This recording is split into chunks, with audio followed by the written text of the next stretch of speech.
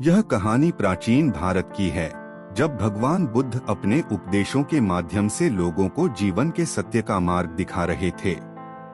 उनके पास लोग अपने जीवन के हर तरह के कष्ट और दुख लेकर आते थे और बुद्ध उनकी समस्याओं का समाधान उनकी ही बुद्धि से निकालने में मदद करते थे। ऐसी ही एक महिला थी किसा गौतमी, जो अपने बेटे की मृत्यु के बाद अत्यधिक दुख में डूबी हुई थी। किसा गौतमी एक साधारण परिवार से थी। उसका जीवन खुशहाल था और उसकी खुशी का सबसे बड़ा कारण उसका छोटा बेटा था। वह अपने बेटे से अत्यधिक प्रेम करती थी और उसके लिए हर दिन जीती थी। वह अपने बेटे को जीवन का सबसे कीमती उपहार मानती थी। लेकिन किस्मत को कुछ और ही मंजूर था। एक दिन अचानक उसका बेटा गंभीर रूप से बीमार पड़ गया। उसने बेटे के इलाज के लिए हर संभव प्रयास किया, हर वैद्य और चिकित्सक के पास गई, लेकिन कोई भी उसके बेटे को बचा नहीं सका। अंततः उसका बेटा मर गया। अपने बेटे की मृत्यु से किसा गौतमी का हृदय टूट गया। वह अपने बेटे को अपने सीने से लगाकर रोने लगी और उसकी मृत्यु को स्वीकार करने के लिए तैयार नहीं थी। वह अपने बेटे के मृत शरीर को लेकर गांव-गांव घूमने लगी, हर किसी से कहती, कृपया मेरे बेटे को बचा लो, उसे जीवित कर दो, लेकिन कोई भी उसकी मदद नहीं कर पा रहा था। गांव के लोग उसकी हालत देखकर दुखी थे, परंतु वे जानते थे कि मृत्यु का कोई इलाज नहीं होता। किसा गौतमी को किसी ने सुझाव दिया, तुम भगवान बुद्ध के पास जाओ। वह एक महान संत हैं और उनके पास असीम शक्तियां हैं। शायद वे तुम्हारे बेटे को जीवित कर सकें। किसा गौतमी को यह सुनकर थोड़ी आशा मिली। वह अपने मृत बेटे को लेकर तुरंत भगवान बुद्ध के पास पहुंची, जो उस समय पास के गांव में उपदेश दे रहे थे। वह रोते हुए भगवान बुद्ध के पास पहुंची और उनके चरणों में गिर पड़ी। भगवान कृपा करें, मेरे बेटे को जीवित कर दें। वह मेरा सब कुछ था, उसके बिना मैं कैसे जी पाऊंगी, उसने रोते हुए कहा।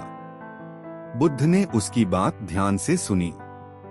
वह जानते थे कि किसा गौतमी का दुख असीम है और उसे इस दुख से मुक्त करने के लिए केवल सत्य का मार्ग ही उसे शांति दे सकता है। बुद्ध ने कहा, गौतमी, मैं तुम्हारे बेटे को जीवित कर सकता हूँ, परंतु इसके लिए तुम्हें एक काम करना होगा।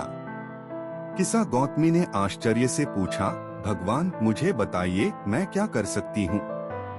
मैं अपने बेटे के लिए कुछ भी करने को तैयार हूँ। बुद्ध ने कहा, तुम गांव में जाकर सरसों का एक बीज ले आओ, लेकिन वह बीज उस घर से लाना होगा जहां कभी किसी की मृत्यु नहीं हुई हो। किसा गौतमी को यह कार्य आसान लगा। उसने सोचा कि गांव में बहुत से घर हैं और ऐसा कोई घर जरूर होगा जहां किसी की मृत्यु न हुई हो। उसे यह विश्वास था कि वह जल्दी ही अपने बेटे को जीवित करवा लेगी।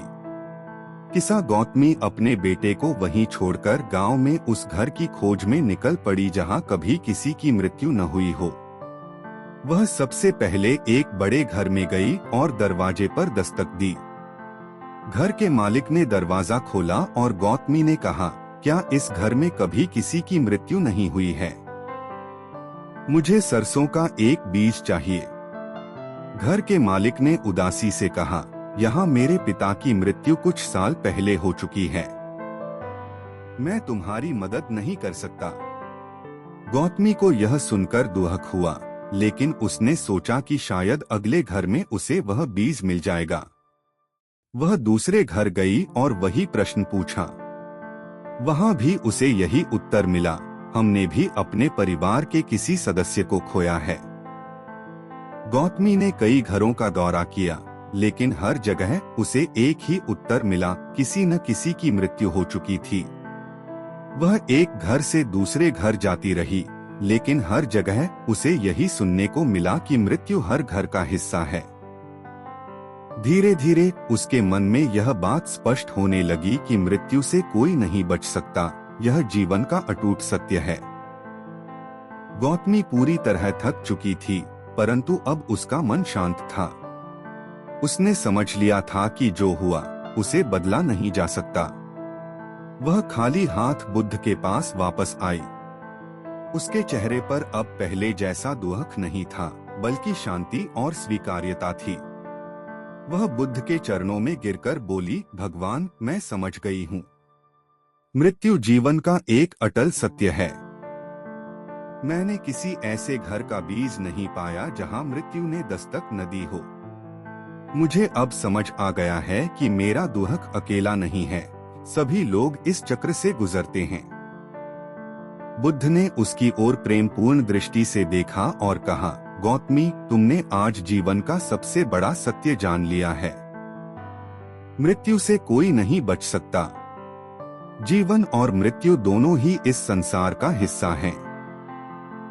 जो इस सत्य को समझ लेता है वह अपने दुख से मुक्त हो जाता है। उन्होंने आगे कहा, हमारा दुख तब बढ़ता है जब हम असत्य की आस लगाए बैठे रहते हैं। सत्य को जानकर ही हम शांति पा सकते हैं। मृत्यु एक स्वाभाविक प्रक्रिया है, इसे स्वीकार कर लेना ही हमें इस संसार के दुखों से मुक्त कर सकता है। किसा गौतमी ने बुद्ध के उपदेशों को आत्मसात किया और अपने बेटे की मृत्यु को शांति के साथ स्वीकार कर लिया। वह अब अपने जीवन में उस दुख से मुक्त हो चुकी थी जिसने उसे बांध रखा था। उसने अपना सारा जीवन भगवान बुद्ध की शिक्षाओं का अनुसरण करने में लगा दिया और अंततः वह भी मोक्ष के मार्ग पर चल पड़ी।